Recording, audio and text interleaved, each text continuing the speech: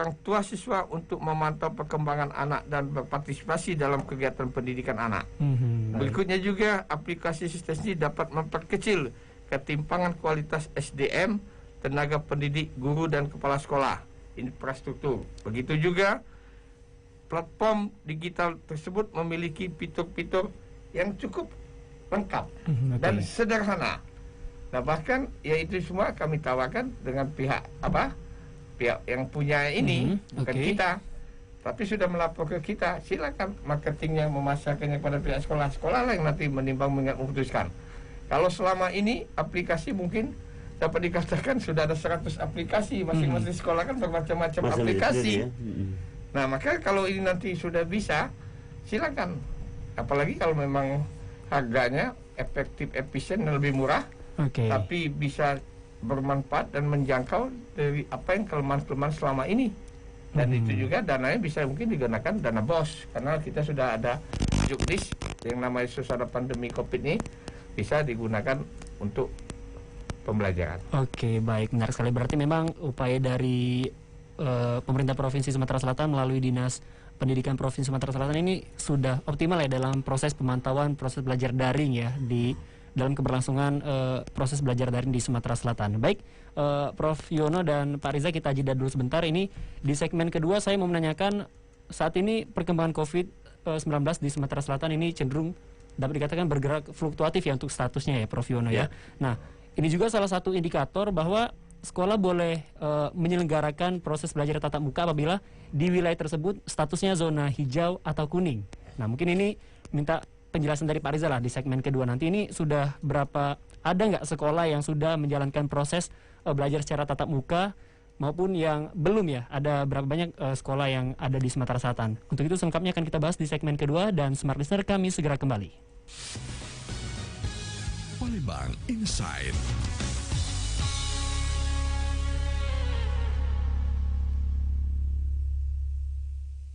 Ica, ini tolong fotokopi ya. Iya, Pak. Jangan lupa telepon klien sama dokumen tolong cek sebelah. Seperti kita meeting. Ica, jangan pesan sama saya.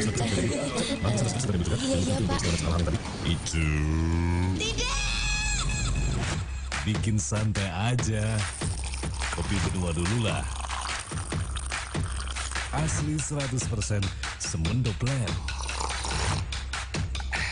Kopi Benua, sahabat dalam kondisi apapun.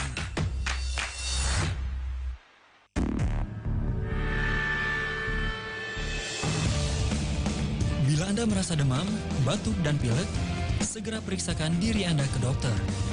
Bila Anda pernah kontak dengan pasien COVID-19 tapi masih sehat, mohon segera karantina atau isolasi mandiri selama 14 hari. Dan yang terakhir, bila Anda baru saja pulang dari luar negeri, segera karantina mandiri selama 14 hari atau bisa datangi rumah sakit rujukan COVID-19.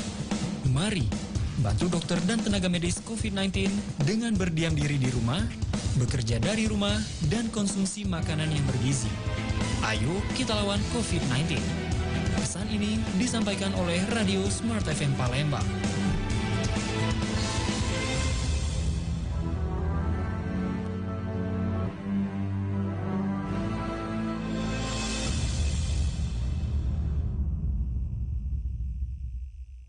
Menurut Anda, apa harta tak ternilai yang semestinya kita miliki?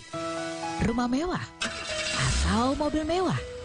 Semua itu tidak akan berarti jika kita sakit. Semua harta bisa habis karena kita berobat hingga ujung dunia. Namun, sakit bisa kita cegah dengan hidup sehat selaras. Rematik sangat populer. Lebih dikenal dari nama aslinya osteoartritis yang kurang berkesan nama artis. Smart FM menghadirkan Sehat Selaras, program yang membuka wawasan kita tentang tubuh, intelektual, emosi, dan spiritual yang saling terkait untuk memberikan kesehatan yang prima. Struktur sendi. Sehat Selaras setiap Jumat jam 8 malam waktu Indonesia Barat atau jam 9 malam waktu Indonesia Tengah bersama Dr. Kasim Rashidi yang mendorong Anda mengenali diri sendiri dan alam sekitar. Sehat Selaras disiarkan di seluruh network Smart FM. Smart FM, Business and Inspiration. Lo tau nggak skor Sriwijaya FC dan Persib kemarin? Gua nggak sempet nonton nih. Ya elah lo, Sama aja kali, gue juga nggak sempet nonton. Tapi yang gue tahu skornya 3-1 sih. Gimana lu bisa tahu? Lu kan nggak nonton. Makanya bro, lu suka buka sosial medianya Tribun Sumsel dan Sriwijaya Post dong. Sama itu tuh, buka websitenya tribunsumsel.com sama sripoku.com. Di sana ada semua kok beritanya. Apa aja, semuanya update lagi. Gak mungkin, update terus. Ya elah, ya udah kalau nggak percaya lihat aja sendiri. Ntar ya, gue buktiin, gue ambil handphone gue nih. Ya juga ya, ternyata update nih beritanya. Gak cuma berita olahraga, tapi berita lifestyle, pendidikan, dan informasi lokal tentang Sumatera Selatan juga ada. Kalau kayak gini, kita nggak mungkin ketinggalan berita lagi nih bro. Ya iyalah, secara sripoku.com dan tribunsumsel.com the biggest news portal in South Sumatra dengan followers dan pembaca terbanyak di Sumatera Selatan gitu loh. Sripoku.com dan tribunsumsel.com, the biggest news portal in South Sumatra.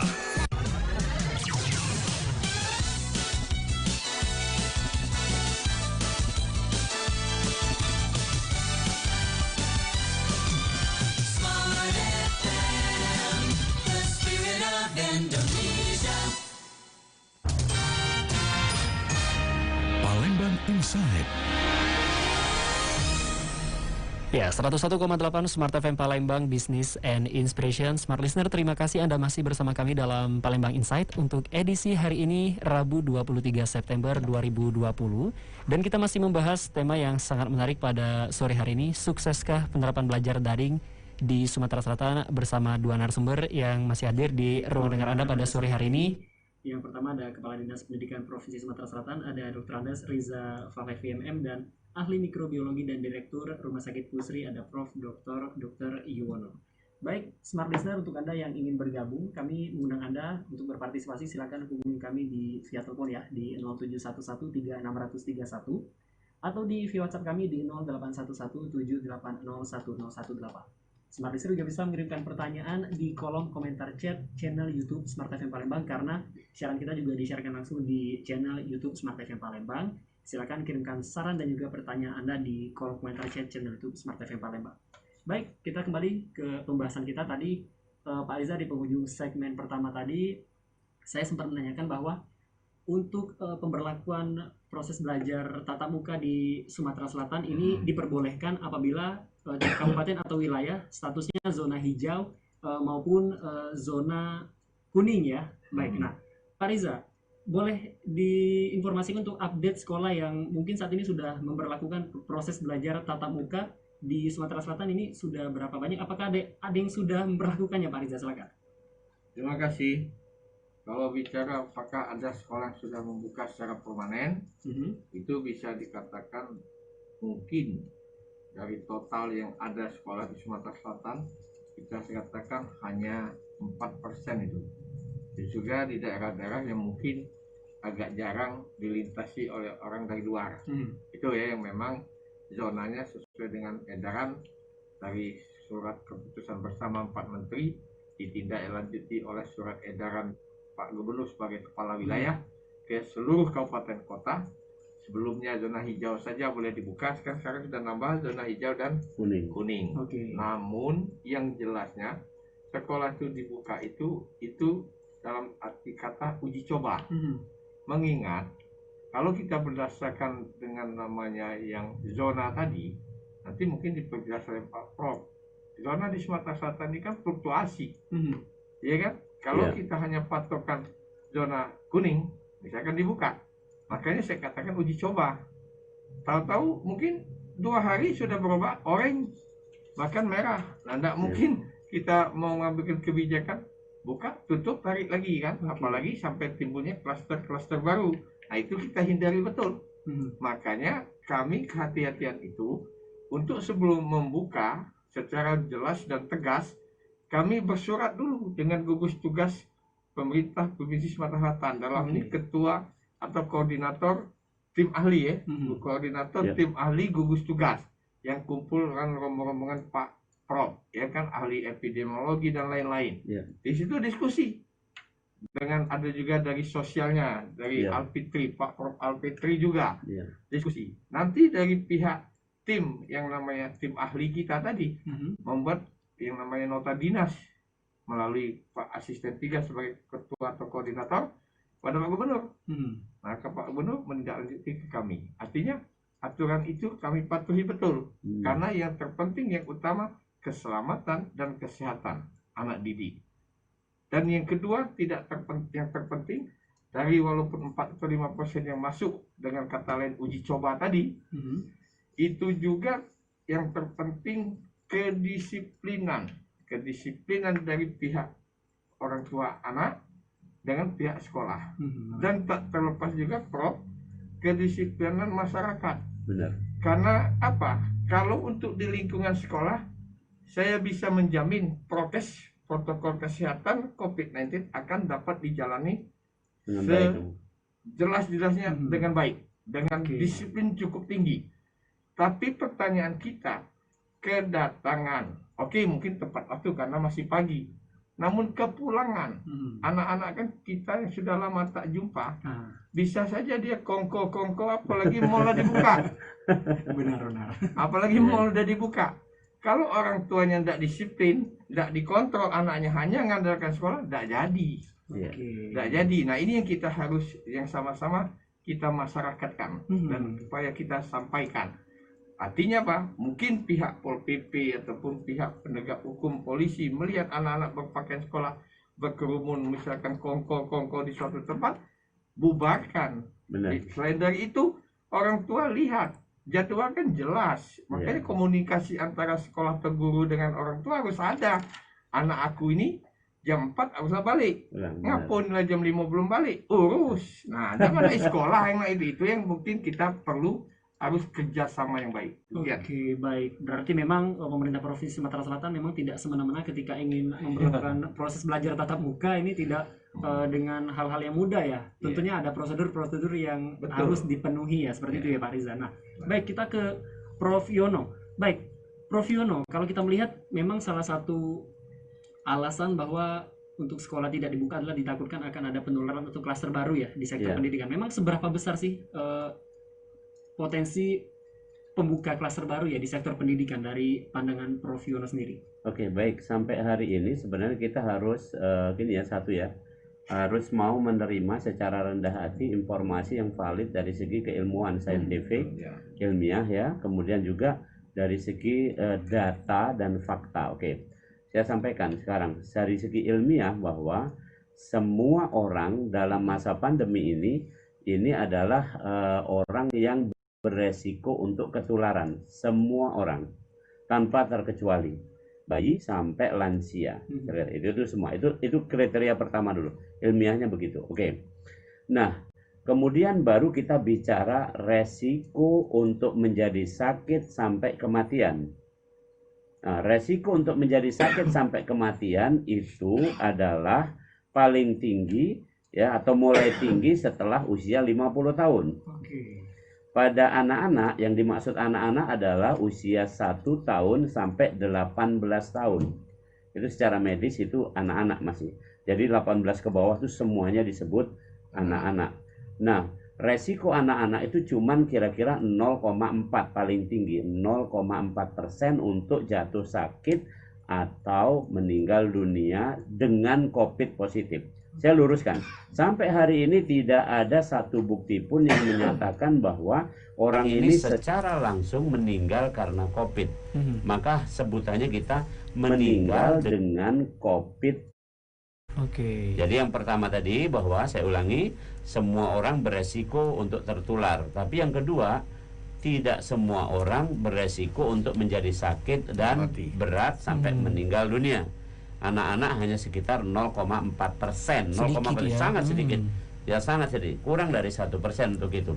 Nah, oleh karena itu, sekarang data menyebutkan bahwa anak-anak yang positif cukup katakanlah boleh dibilang persentasenya sekitar 5-10% adalah ya di Sumatera Selatan. Misalnya dari kasus sekarang sekitar 5.400 ini, yang anak-anak, kasus anak-anak itu sekitar 300-an. Ya, jadi ya sekitar 5%-an lah kira-kira begitu. Nah, Nah, jadi tapi dari itu semua tingkat yang berat dan kematian itu sangat kecil sama seperti saya sebutkan tadi. Itu pun anak-anak itu rata-rata ada kelainan genetik dan sebagainya. Nah, jadi itu tegas untuk itu. Nah, melihat informasi seperti itu sebenarnya saya kalau hitam putih seperti yang dikatakan Ikatan Dokter Anak, saya sendiri nggak setuju. Saya boleh nggak setuju secara maksudnya keilmuan ya, jangan nggak setuju dengan secara pribadi atau organisasi bukan, tapi saya tidak setuju dengan secara keilmuan. Nah, oleh karena itu pertimbangan kami adalah bahwa untuk pendidikan tadi Pak Reza sudah mengungkapkan secara umum proses pembelajaran daring ini saya boleh bilang tadi dengar kayak gini sukses lah kira-kira gitu bahasanya. Tinggal saja nanti aspeknya yang harus dievaluasi. Karena pendidikan itu ada aspek kognitif, ada afektif, ada psikomotorik. Nah, yang afektif psikomotorik ini yang kemungkinan minim dapatnya. Ini yang harus dievaluasi. Ini yang harus dievaluasi. Tadi beliau menyampaikan katanya bisa jadi minggu pertama masih senang, enjoy, minggu kedua lah mulai bosan, minggu ketiga bosanian. Nah, ini aspek afektif aja sudah mulai ada agak error gitu. Nah, jadi itu yang dievaluasi. Nah, sekarang ke depannya bagaimana? Terus kemudian tadi misalnya zonasi. Zonasi itu relatif, saya ulangi. Zonasi itu relatif. Tadi Pak Reza juga mengatakan zonasi bisa baik hari ini misalnya kuning, besok diumumkan merah gitu kan. Itu berdasarkan data statistik. Maka yang permanennya di mana? Permanennya adalah jangan hanya zonasi tapi fakta.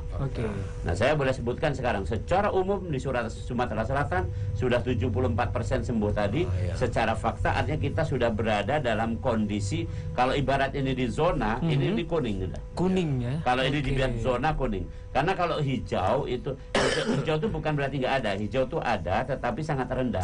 Kenyataannya nggak sangat rendah kita. Ado baik terus setiap hari kasus, tapi tidak akan melonjak. Maka ini kuning lah dibilang. Nah, sebenarnya kalau kuning tadi, kira-kira kalau kita sepakat, tadi Pak Reza sudah mengatakan tuh bagus banget tuh. Jadi harus kesepakatan stakeholder semuanya ya, bukan hanya pemerintah. Pemerintah udah punya payungnya, dinas pendidikan sudah payungnya. Bagaimana masyarakat plus orang tua plus sekolah itu memiliki jaminan yang bagus bahwa utamanya adalah keselamatan dan kesehatan anak-anak ini tadi. Nah, jadi intinya kalau balik ke sini lagi ya kira-kira sekarang monggo mau kayak mana nih, mau tatap muka, mau atau apa? Itu, tapi nggak usah rame-rame ya, karena zaman sekarang nih rame sedikit hebohnya yang lebih langsung dibubarin. Iya, hebohnya bukan ininya, hebohnya dulu. Baik. Baik, menarik sekali nih Prof Yono. Berarti apa yang dikatakan Prof Yono bahwa untuk kondisi perkembangan COVID di Sumsel ini kalau dapat dikatakan berada di satu zona kuning ya. Iya, ini kalau berarti di rata-rata semua ada kuning gara-gara. Baik. Nah, misal kita berandai-andai Prof, mungkin akan kita bahas di segmen ketiga nanti. Sumatera Selatan sudah terbebas lah dari COVID, meskipun masih ada lah yang ditularkan ya. Proses belajar tatap muka berlangsung. Nah, kira-kira dari pandangan kesehatan sendiri, kira-kira skema seperti apa sih yang harus dilakukan oleh sekolah-sekolah supaya protokol kesehatan ini berjalan maksimal? Apakah seperti yang dulu pernah saya baca, ada sekolah sistem sistem seperti di Jakarta itu sistem yang genap ganjil, genap ganjil terus sistem shift, nah seperti itu. Mungkin dari pandangan kesehatan bagaimana skema yang harus dijalankan oleh setiap sekolah mungkin akan kita bahas di segmen ketiga nanti, Prof Yono. Dan untuk smart listener, untuk Anda yang ingin bergabung, kami masih mengajak Anda untuk berpartisipasi. Silakan hubungi kami di via telepon ya di 0711360031 atau di WhatsApp kami di 0811780118. Kami segera kembali. Palembang Inside.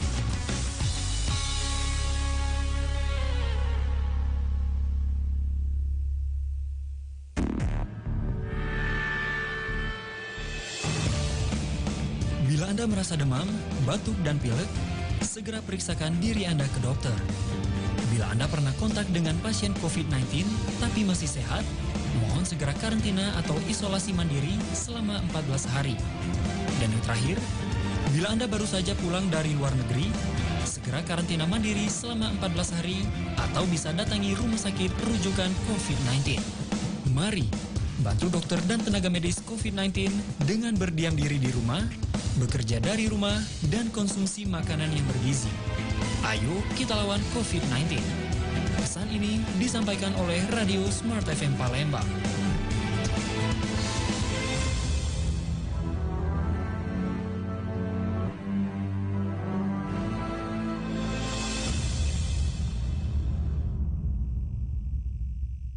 Kopi bubuk benua 100% asli Semendo Blend dari biji kopi pilihan daerah Semendo yang terkenal cita rasanya lebih harum, lebih sedap dan nikmat setiap saat. Kaya manfaat, sangat cocok untuk membuat espresso latte. Kopi bubuk benua, kopi lokal pertama yang bersertifikasi SNI, BPOM dan halal. Tahukah Anda, burung elang mampu terbang hingga 300 km per jam. Burung elang dikenal sebagai burung yang tangguh dan berkarakter kuat. Terbang sendiri di angkasa luas dengan percaya diri. Itu membedakannya dengan burung lainnya. Bagaimana dengan kita yang dikaruniai Tuhan, akal, dan budi? Sudahkah kita memiliki karakter yang membedakan dengan orang kebanyakan? Yaitu karakter seorang pemenang. Mari miliki karakter yang benar agar sukses sejati bisa diraih. Good thing and bad thing gitu. Hal buruk, hal baik. Supaya kita menjadi manusia yang komplit. Simak Smart Karakter, sebuah program spesial yang mengajak kita semua membangun dan menghidupi karakter yang benar. Asumsi harus dilawan dengan konfirmasi. Smart Karakter setiap Senin jam 8 hingga 10 malam waktu Indonesia Barat. Bersama Yakub Ezra dan tim Power Karakter. Smart Karakter is always right response. Smart FM, Business and Inspiration, part of Magentic Network. Dalam rangka HUT Kereta Api ke-75 tahun yang jatuh pada tanggal 28 September 2020 mendatang, PT Kereta Api Indonesia Persero Divisi Regional 3 Palembang akan mengoperasikan perjalanan kereta api Serelo rute Kertapati Lubuk Linggau PP mulai tanggal 24 September 2020. Adapun syarat dan ketentuan para penumpang yang akan berpergian, diantaranya wajib menggunakan masker, suhu tubuh tidak melebihi 37,3, menunjukkan surat bebas COVID-19, menggunakan baju lengan panjang, jaket, face shield, dan menjaga jarak. PT KAI juga bekerjasama dengan PT Raja Wali Nusantara Indonesia, PT RNI, menyediakan pelayanan rapid test dengan harga terjangkau Rp85.000. Untuk pemesanan tiket, para penumpang bisa melakukan pemesanan tiket yang dijual H-7 keberangkatan. Pemesanan tiket secara online dapat dilakukan melalui aplikasi KAI Akses, website kai.id, dan mitra resmi penjualan tiket KAI lainnya. PT KAI Divre 3 Palembang juga melaksanakan peduli penyandang disabilitas. Yayasan Pembinaan Anak Cacat Palembang. Bantuan diberikan kepada Yayasan Pembinaan Anak Cacat Palembang berupa 1 unit mobil Grand Max. Bantuan tersebut diharapkan dapat membantu dunia pendidikan dan meningkatkan kepedulian masyarakat untuk mengenal dan menjaga kereta api.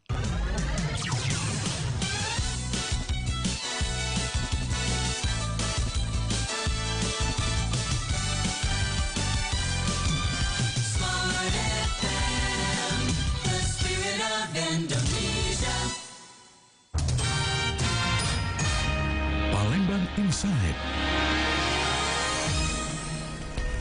Ya, 101,8 Smart FM Palembang, Business and Inspiration. Smart Listener, terima kasih Anda masih bersama kami dalam Palembang Insight untuk edisi hari ini, Rabu 23 September 2020. Dan kita masih membahas tema yang menarik ini, sukseskah penerapan belajar daring di Sumatera Selatan. Baik, mungkin langsung saja saya ke Prof Yono, tadi sempat terputus ya di akhir segmen kedua. Prof Yono sempat mengatakan bahwa seandainya ya, mungkin saya tadi mengatakan seandainya di Sumatera Selatan ini proses belajar tatap muka sudah mulai berlangsung di tengah pandemi, Prof, karena mungkin dengan pertimbangan kondisi sudah mulai stabil ya. Nah, kira-kira skema seperti apa sih yang harus dijalankan oleh pihak sekolah kalau dari pandangan kesehatan dalam penerapan protokol kesehatan, Prof Yono, silakan. Baik, tolong di semua pendengar ya, dimanapun berada, coba dicamkan banget ya. Orang sering mengatakan protokol kesehatan. Saya mau tanya balik nih, tahu nggak protokol itu yang mana aja gitu? Dikira protokol cuma masker, cuci tangan, sama menjaga jarak. Bukan, itu hanya salah satu bagiannya. Jadi yang disebut protokol, tolong camkan semuanya. Satu adalah edukasi. Jadi orang yang menjalankan protokol kesehatan berarti diedukasi. Jadi kalau nggak ada edukasi berarti dia nggak menjalankan protokol dong. Kan kira itu satu, edukasi. Yang kedua barulah apa yang disebut sebagai 3M, yaitu memakai masker, mencuci tangan, dan menjaga jarak. Kemudian yang ketiga adalah yang disebut protokol adalah semua yang positif, baik tanpa gejala, ringan maupun sedang dan berat, itu wajib diisolasi. Itu protokol.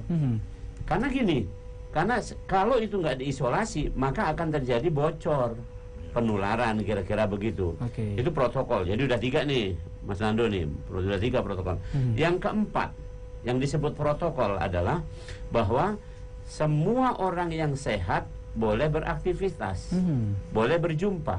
Semua orang yang punya gejala, bukan hanya sakit COVID, sakit apapun, silahkan tinggal di rumah. Jadi mudah. Nggak usah ke masjid, nggak usah ke sekolah, nggak usah ke kantor, nggak usah ke tempat perdagangan, nggak usah ke tempat pertemuan sosial.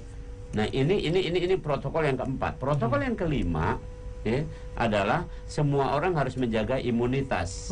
Dan imunitas itu dijaga, semua orang bisa ini 4 cara. 1, cukup tidur. 2, cukup makan. 3, cukup gerak. 4 adalah pikiran yang positif. Nah, jadi bahasa mudahnya nanti silakan aja mau dilaksanakan kita di tempat kita ini. Kita sekarang sudah jumpa Pak Reza ini, beliau udah memotret seluruh Sumatera Selatan ya. Artinya layak lah kalau kita mau misalnya secara umum mau menyelenggarakan, tapi protokol yang 5 tadi yang saya sebutkan coba itu diterapkan kira-kira. Intinya gini, simpelnya begini, pastikan yang hadir yaitu orang tua yang antar anaknya, guru, kemudian administrasi sekolah, dan semua anak itu yang hadir adalah yang sehat. Nah, mungkin ada pertanyaan yang nanya, sehat kan relatif gitu, gimana cara tahunya gitu. Mudah saja, saya sampaikan ini. Virus itu akan menyerang, virus apapun, bukan hanya COVID, virus influenza, hepatitis, HIV, segala macam, apapun virusnya, itu gejala utamanya 2. Jadi kalau sudah punya 2 utama gejala ini, ya nggak usah masuk sekolah gitu kan. Apa? Yang pertama lemes. Ya udah pastilah lemes, nggak usah datang. Yang kedua, nafsu makan turun atau hilang. Jadi kalau perkara yang namanya demam, kemudian batuk, sesak napas, itu kemudian. Tapi 2 ini pasti menyertai nih. Semua pasien COVID itu pasti lemes dan nafsu makannya itu turun atau hilang. Jadi melihat kondisi seperti ini artinya ya, bagi kita semua kalau mau jalan nanti tolong perhatikan protokol yang 5 tadi. Saya ulangi mungkin biar agak hafal ya. Protokol yang pertama tadi adalah tentang edukasi. Yang protokol kedua adalah 3M. Protokol ketiga adalah yang positif diisolasi. Protokol keempat yang sehat yang boleh berkomunikasi, masuk dan segala macam. Yang kelima adalah menjaga imunitas. Nah, 5 protokol. Jadi bukan 1 protokol loh, gitu ya. Baik, Prof Yono. Baik, Pak Riza dan Prof Yono, ini kita sudah ada beberapa pertanyaan masuk ya di WhatsApp ini dari Bung Saur di Perumnas. Ini ada 2 pertanyaan, ini masing-masing sama Pak Riza sama Prof Yono. Ini pertanyaannya, bagaimana dengan pendidikan yang dijalani oleh pelajar berkebutuhan khusus, misalnya siswa sekolah luar biasa? Nah, ini mungkin bagaimana penerapannya? Dan satu lagi ini pertanyaan dari Bung Saur juga. Sebelumnya kita meyakini bahwa COVID-19 hanya diderita sekali seumur hidup, tapi semakin kesini beberapa hal terkait penyakit ini mengalami perubahan. Nah, ini minta pencerahannya kepada Prof Yono agar masyarakat kita tidak salah paham nih soal COVID-19. Mungkin Pak Riza dulu ya menjawab pertanyaan tadi mengenai pendidikan yang dijalani oleh pelajar berkebutuhan khusus di tengah pandemi, bagaimana ini fasilitator dari pemerintah kita. Silakan Pak Riza. Terima kasih pada Pak Saur ya. Kalau bicara tentang anak didik kita yang berkebutuhan khusus, itu siswa dari SLB misalkan kan, itu tidak jauh beda seperti anak-anak kita SMK yang sedang mengikuti mata pelajaran produktif. Berarti mereka harus ada sentuhan yang namanya tatap muka. Ya, tatap muka tapi bukan sentuh, namun tetap menjalankan protokol kesehatan. Ada 5 poin yang disampaikan oleh Profesor Yono tadi. Kenapa? Tidak akan mungkin yang namanya berkebutuhan khusus dengan belajar daring, ya kan? Karena ada secara yang namanya afektif, ya kan, psikomotor dan seterusnya itu harus dilakukan semua. Jadi tetap butuh tatap muka. Namun yang terpenting disiplin dalam mengikuti protokol kesehatan yang dikatakan oleh Pak Profesor Yono tadi, 5 hal tadi. Itu harus dijalankan. Sama juga dengan anak-anak kita SMK. Anak SMK ini kalau kita nunggu nih pandemi habis, akhirnya anak SMK ini beda dengan anak SMA. Nah, makanya kita tetap, walaupun zonanya itu kuning, ya kan, tetap jaga protokol kesehatan yang 5 item tadi dengan kerjasama yang baik yang segala elemen yang ada di masyarakat. Itu saja. Oke, baik. Nah, mungkin kita langsung ke Prof Yono nih. Pertanyaan dari Bung Saur tadi kita sambung ya. Prof Yono, ini bagaimana pencerahannya? Sebelumnya kita meyakini bahwa COVID-19 hanya diderita sekali seumur hidup, tapi semakin kesini beberapa hal terkait penyakit ini mengalami perubahan. Ini minta pencerahannya supaya masyarakat tidak salah paham soal COVID-19. Silakan Prof. Yono. Baik, jadi begini. COVID-19 itu nama virusnya adalah SARS-CoV-2. SARS-CoV-2 itu selama dia beredar atau bersirkulasi di kehidupan manusia, maka akan tetap menjadi ancaman. Jadi kalau artinya dia mulai beredar kemarin, anggaplah Desember 2019 sampai hari ini sudah hampir 1 tahun dia tetap beredar, dan kemungkinan WHO memprediksi sampai 2021. Apakah betul-betul hilang? Mungkin 2021 sampai 2025 mungkin masih ada peredaran sedikit, artinya tetap akan ada kasus-kasus. Itu yang pertama. Yang kedua, SARS-CoV-2 ini mengalami beberapa mutasi atau perubahan. Perubahan ini menyebabkan dia lebih bervariasi. Nah, dalam teori dan kenyataan di kedokteran bahwasanya orang yang terinfeksi jenis yang satu maka akan bisa terinfeksi untuk jenis yang lainnya. Jadi artinya kita tetap waspada. Jadi contoh di Indonesia paling tidak sudah ditemukan ada 4 jenis dari varian dari COVID-19 ini. Jadi artinya kalau kena yang nomor 1, misalnya bulan ini kena nomor 1 terus kemudian udah sembuh, mungkin 3 bulan lagi kena yang nomor 2 bisa baik kan gitu ya. Maka kata kuncinya adalah ke depan, supaya kata kuncinya tetap adalah, saya bilang tadi, adalah imunitas. Imunitas ya. Kalau imunitasnya bagus, insya Allah nggak akan kena untuk itu. Nah, yang lainnya bahwa virus ini sampai hari ini perkembangannya walaupun mengalami banyak perubahan, tetap tidak berubah mengganas. Jadi dia tetap tidak mampu untuk lebih ganas, tetapi memang lebih mudah menyebar. Itu yang ada. Oke, baik. Prof. Yono, Pak Riza, kita jeda dulu sebentar menuju segmen terakhir karena masih ada beberapa pertanyaan di WhatsApp akan kita bacakan di segmen terakhir. Dan Smart Listener, kami akan segera kembali sesaat lagi. Palembang Inside.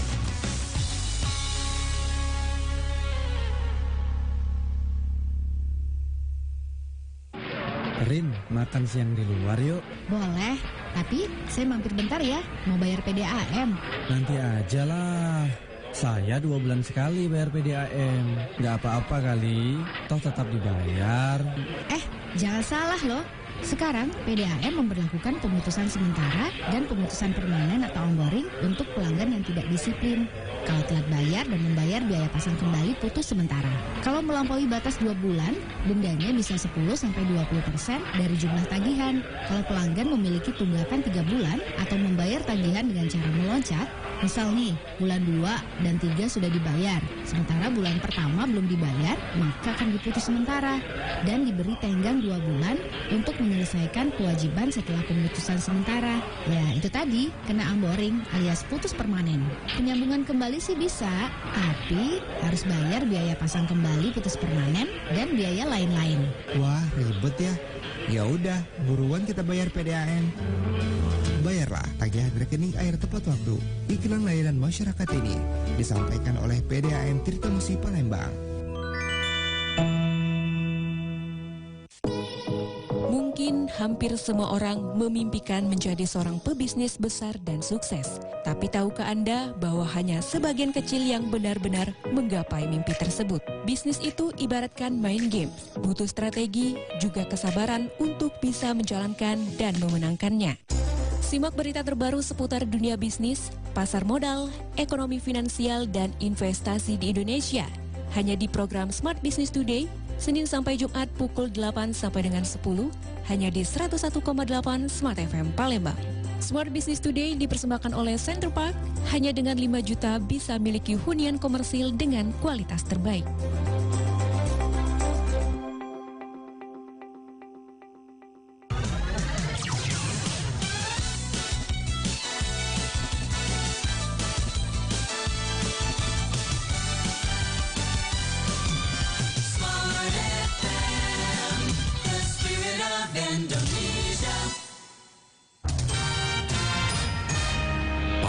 Inside.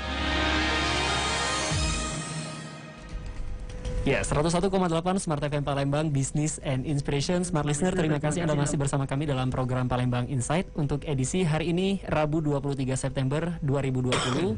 Dan Smart Listener, tidak terasa kita sudah berada di segmen terakhir ya perbincangan kita pada kesempatan kali ini. Tapi saya membacakan ini masih ada 2 pertanyaan WhatsApp yang masuk. Ini kembali ke Pak Riza nih. Iya. Dari Ani di Pak Jo. Pak Riza, pertanyaannya, apakah ada bantuan gadget untuk anak-anak yang kurang mampu? Kalau ada, bagaimana mekanisme pembagiannya? Silakan Pak Riza. Terima kasih. Kalau bicara gadget, apakah nanti ada? Itu sedang kita ada namanya pihak dari penyedia aplikasi. Itu mungkin dalam sifatnya nanti pinjaman. Ya, pinjaman nanti. Karena ya pinjaman itu juga lagi sedang kita nego. Apakah nanti dapat kita langsung terapkan? Karena 3 hal di sistem belajar daring ini yang menjadi kendala. Pertama gadget, kedua kuota, ketiga signal. Nah, ini masalah gadget tadi kita sudah cari solusi kalau saja ada yang namanya pinjaman ya, karena kita memaklumi satu keluarga anak 3 atau 4 kan, nah mungkin handphone jangan sikoh, nak belinya mungkin itu sama ya.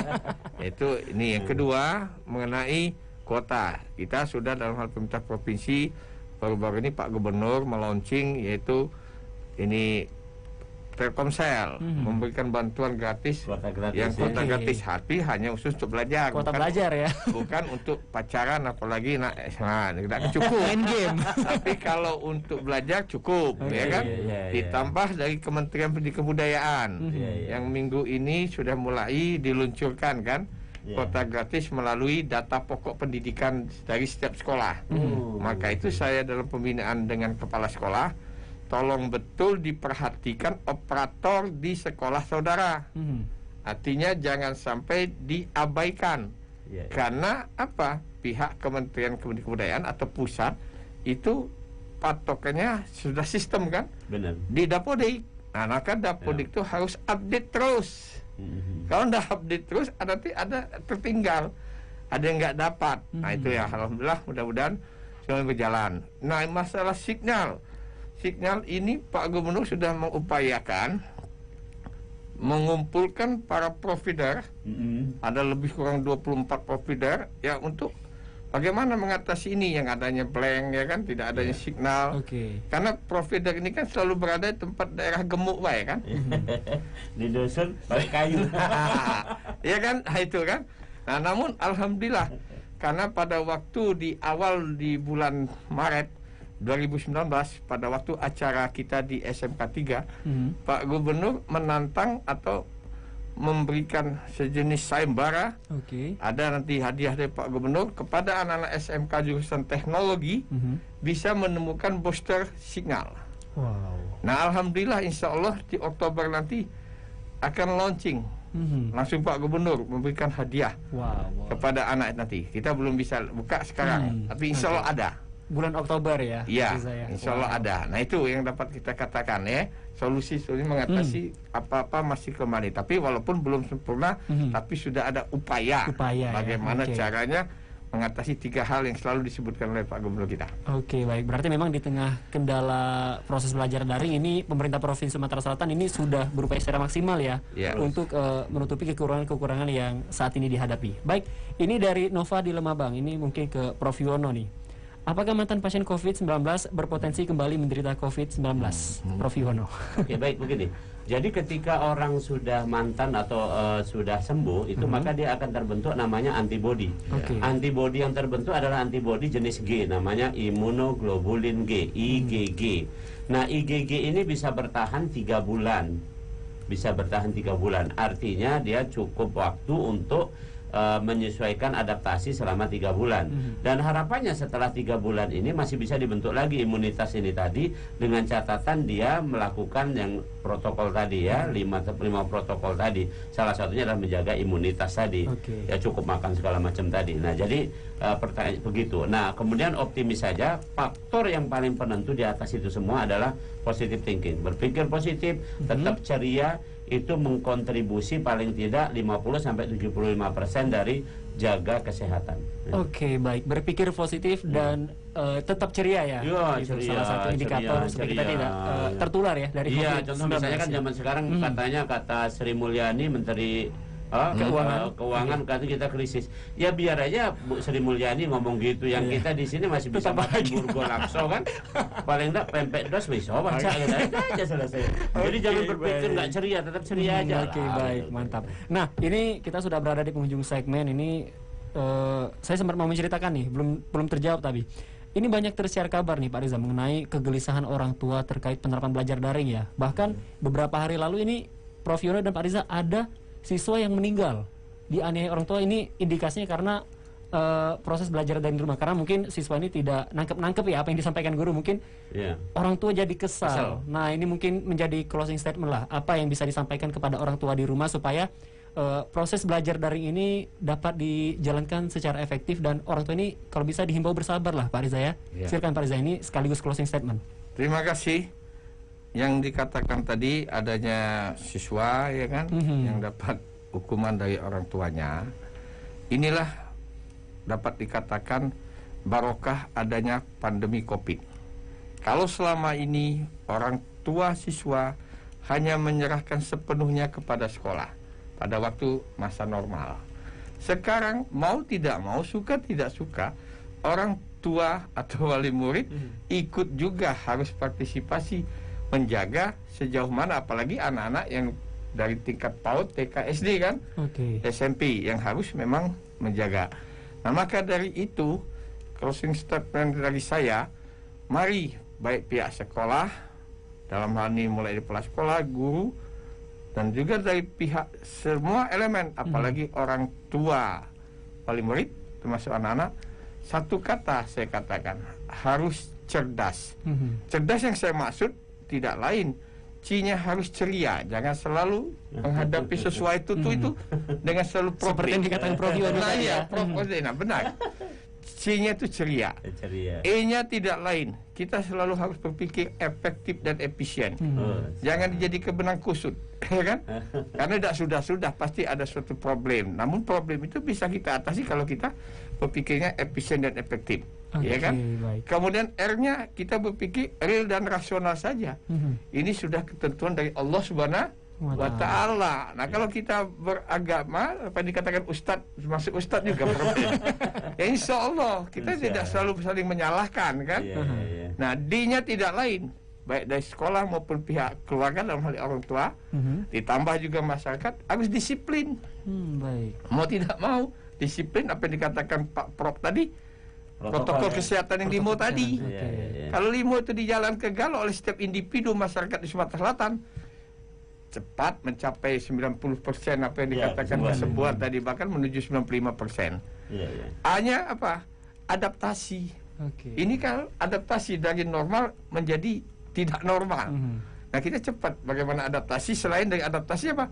Aplikasi mau tidak mau kita harus pahami dan kuasai.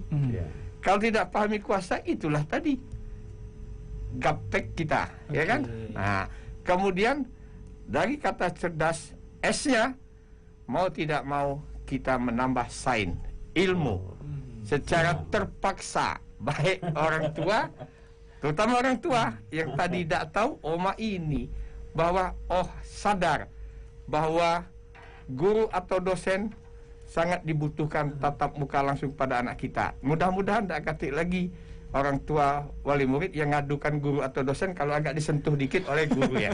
Demikian, terima kasih. Oke, menarik sekali nih closing statement dari Pak Riza ya, dan Pak Riza Pahlavi dan Prof Yono, terima kasih sudah hadir di perbincangan Palembang Insight kali ini. Menarik sekali nih pembahasannya, dan kita berharap tentunya kondisi COVID-19 di Sumatera Selatan ini berangsur baik seperti yang diharapkan Prof Yono, dan proses belajar tatap muka segera berlangsung ya. Mungkin siswa mau kangen-kangenan nih sama teman-temannya yang nggak sabar lagi ya.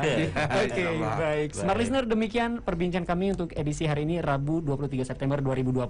Saya Fernando Oktaviansyah pamit, terima kasih dan sukses untuk Anda.